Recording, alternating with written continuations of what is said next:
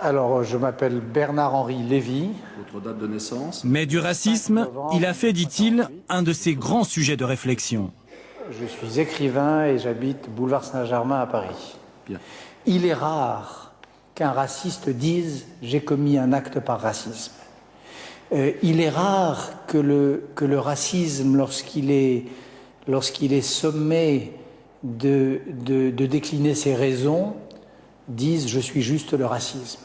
Les grands criminels racistes de l'histoire du XXe siècle ont toujours dit « nous ne sommes pas racistes ». C'est une règle rhétorique absolue.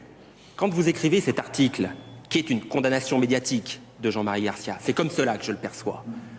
Avez-vous pris contact avec la défense pour avoir un autre son de cloche? Est-ce que vous avez fait un travail de journaliste, à charge et à décharge, pour savoir véritablement quelle était l'opinion de l'autre partie? Jean-Marie Garcia a un avocat, il a le droit de se défendre. Vous ne lui avez pas donné la parole.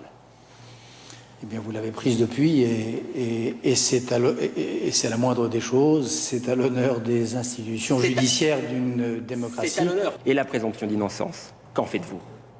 Quand le mort est bien mort, lorsque sa famille pleure, lorsque son quartier pleure, lorsqu'on connaît le coupable, lorsqu'il a reconnu les faits, c'est vrai que la présomption d'innocence, j'ai un peu tendance peut-être à en négliger les principes, oui. C'est vrai que la présomption d'innocence, j'ai un peu tendance peut-être à en négliger les principes, oui.